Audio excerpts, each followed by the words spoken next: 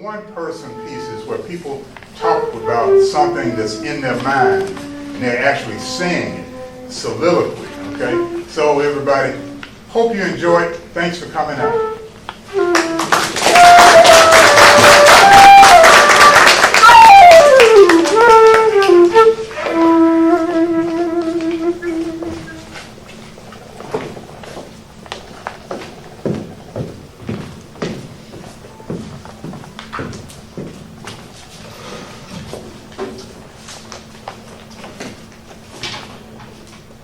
Scene 1, rural Mississippi, June 1968.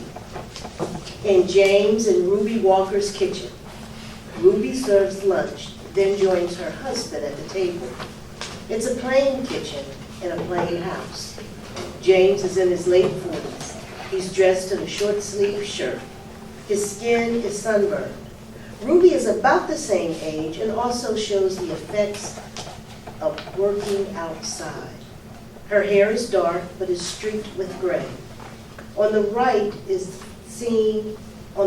scene is a sink, and above it a window where bright summer light shines through.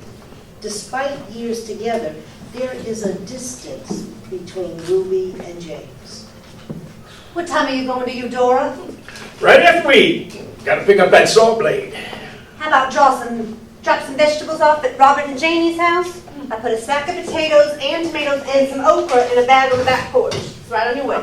How come he can't come and get it here, Ruby? I know he's your brother, but he's also got a car. And I got things to do. Let's give him some corn, too. Doesn't he ought to do? Oh, I don't mind feeding your brother's family, Ruby. We got plenty. But I don't see why we have to plant it, grow it, pick it, and then deliver it by hand. Why don't you ride over there with it so you can cook it for them, too? Well, while they're watching TV, so that way we're not in the way. James, why don't you remind me all this next time we write your mama a check? And let's ask your sister if she won't wrote one. The corn won't take you 5 minutes to pick. James eats in silence. You talked to Pete? Yeah, this morning.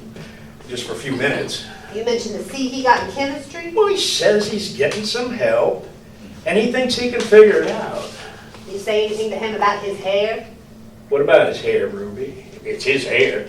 We had this conversation already, James. You told me you were going to talk to him about getting it cut. Well, since it matters so much to you, how about you talk to him about getting it cut? You don't care what your son's hair looks like? Not one bit, Ruby. Like I said, it's Pete's hair, and he's 20 years old. Well, I promise you, other people do care. And one day he'll come home looking like a hippie or a girl. Most people I know have a lot more to worry about than whether a boy's hair is too long.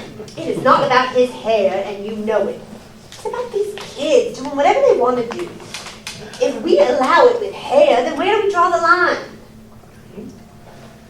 Pete say when he was coming home from school? He's not sure. A couple of weeks, he said. He's got a lot going on. He's so busy. And with that fraternity, I don't see how he has time for schoolwork. And that girl. Did you tell him we want to meet her? We still don't know anything about her. College girls are so fast these days, James. I don't know if you're keeping up. And Pete's just a country boy. So why don't you talk to him about girls while you're telling him to get his hair cut? I just don't want Pete bringing home somebody and saying, Mom and Dad, this is so-and-so. Isn't she wonderful? And by the way, she's knocked up. Oh, damn, Ruby. Come on. James picks up his plate, goes to the sink, and turns on the water to wash it. I am talking about decent behavior, James. And rules. There have to be some rules. Because God knows what they're teaching them in college these days. Sure ain't respect for rules.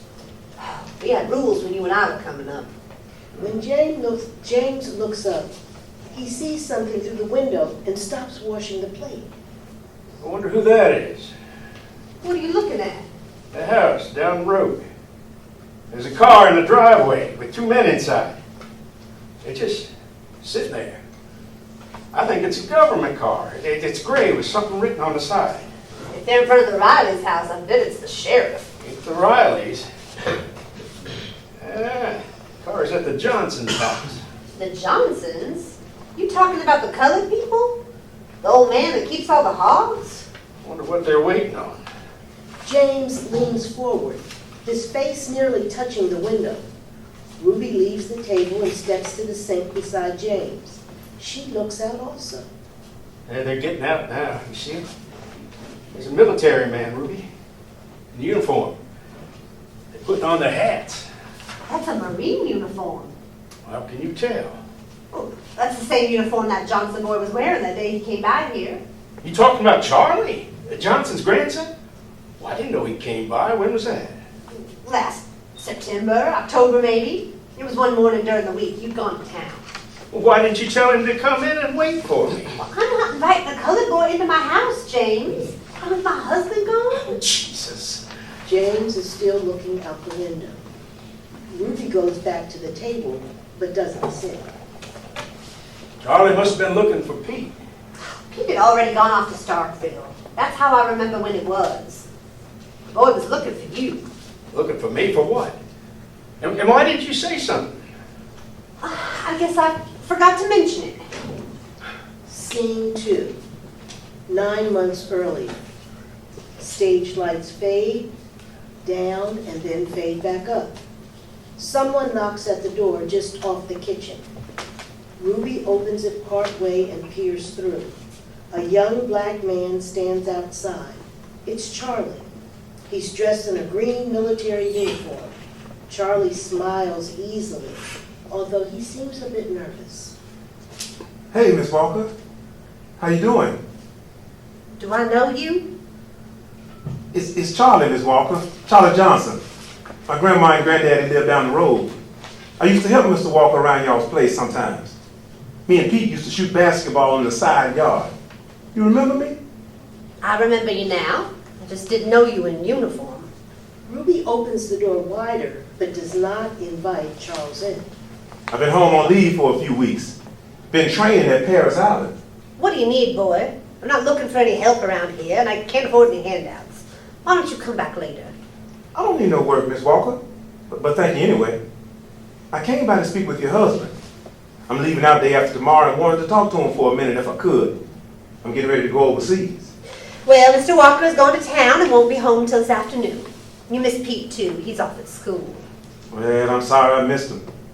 That Pete always was a smart fella, Miss Walker. I remember one time sitting out under y'all's hickory tree right there in the backyard and Pete helping me with my algebra. I never was good at math, but Pete just kept explaining it to me until I got it. Had it been for Pete that day, I might not have got through school. Pete always was good with numbers. Says he wants to be a banker, not a farmer like his daddy. Not Pete. People like him, too. They picked him to be in Kappa Alpha. It's one of those fraternities. They tell me can't anybody just get into Kappa Alpha. You don't say. Well, that's real nice. I know you and your husband are proud of Pete. Everybody at school always really liked him. So, you're in the Army? I'm in the Marines. I went to this recruiter a while back and he told me wasn't no way around it. I was going to get drafted into the Army anyway, so I picked the Marines. And I like the uniform. You're not going to Vietnam, are you? As a matter of fact, I am. In a few weeks. But I have to get some training first. I'm going to California for that. I can't believe I'm going to California. I don't think my granddad ever been out of Mississippi, except for Memphis. Oh, you couldn't pay me to go to California. All that stuff that goes on out there. You know what I'm going to do when I get to California as well? I'm going to Disneyland. You believe that? I've seen it on TV and I always wanted to go. Disneyland. On TV it looks like the sun shines all the time. I'm going to Vietnam after that. They're making me a rifleman. I was hoping they would teach me to work on radios or something, but rifleman is what they need now. And you don't always get to choose what you want. We talked to Pete about Vietnam, and I know he would go over there if he could, but he's got to finish college first. It's important for our country to get the young people educated. You understand that, don't you? Yes, I do understand. Got to have education. Tell you something that's funny. One time I was at y'all's pasture with your husband, and me and him was baling hay. It was hot, you know how it is. So we stopped to get a drink of water. And out the blue, your husband told me he thought I ought to go to college myself. He said that to me, Miss Walker. He said, Charlie, you smart enough and you can just be about anything you want to be. Miss Walker, nobody ever said that to me before. Maybe you should have gone to college. They do have colored colleges now. I thought about it, but we didn't have money for that. It wasn't Granddaddy's fault, we just didn't have it. I was working, but we couldn't ever get ahead. But that's what I'm aiming to do when I get out of the Marines, Miss Walker, and the GI Bill will pay for it. And I can go to school, any school I want. You believe that?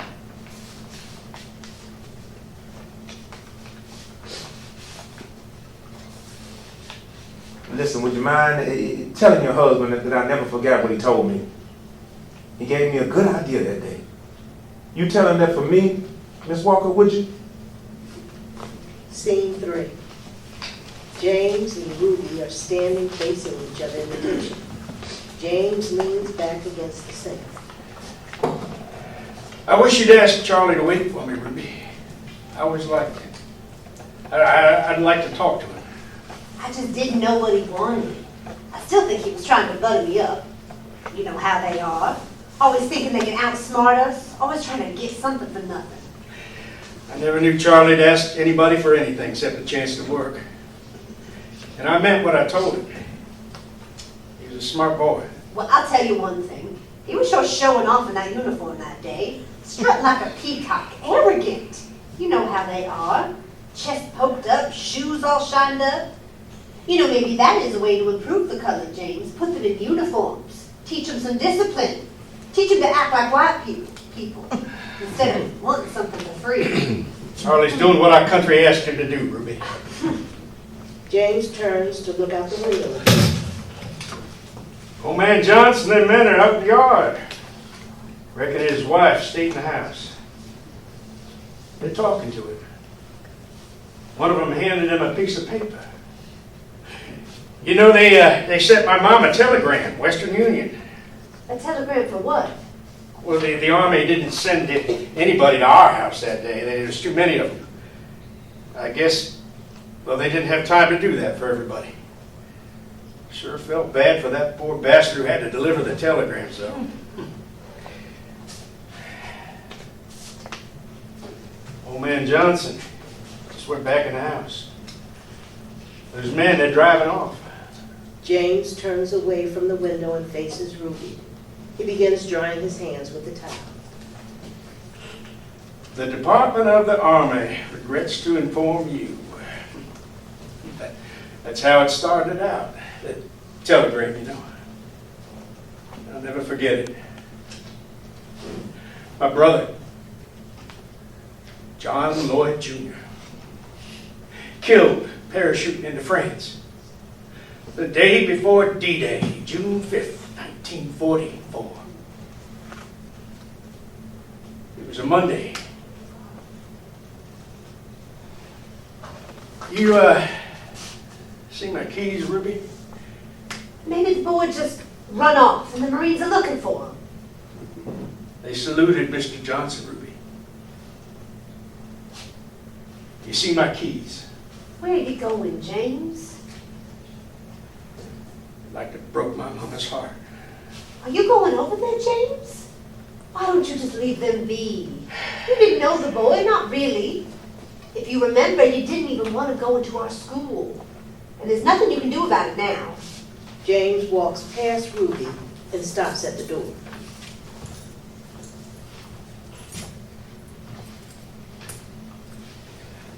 I'm going to let Mr. Johnson know that he can come use our phone. He'll need to call somebody. I'm pretty sure they don't have a phone. JL, that's what they call my brother. He was Junior. But he didn't like anybody to call him Junior. After she got old, Mama told me she couldn't remember what JL looked like anymore. Kids get together after we was grown, Mama'd say, "Tell me about him. Tell me about when y'all was little." Ruby, how about you call Pete, tell him the news. He'll want to know. Pete's got his college friends, James. He won't care about the Johnson boy. They never did nothing more than play a little basketball. He wrote me a letter, Ruby. Who wrote you a letter? Charlie did. Sent me a letter from Vietnam. It was a fine letter, too. Told me what it was like and what he was doing. Said him and the other fellas call each other grunts. They're proud of being called grunts. He said they don't talk much about the war and why we're doing it. He told me they were scared when they went out on patrol, but he said they was all scared together and they were going to get through it. Told me about how he and Pete used to hunt rabbits, walking in the woods, out in the cold, and talking. And he asked about you, Ruby. It was a long letter. Said he missed his grandparents. Sometimes he thought about how bacon smelled in the morning when his grandma was making breakfast. I bet Charlie was a good Marine, Ruby. I know he was.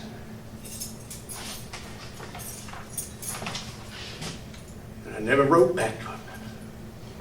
James reaches for the door, opens it and leaves. Ruby walks again to the window and looks out down the road.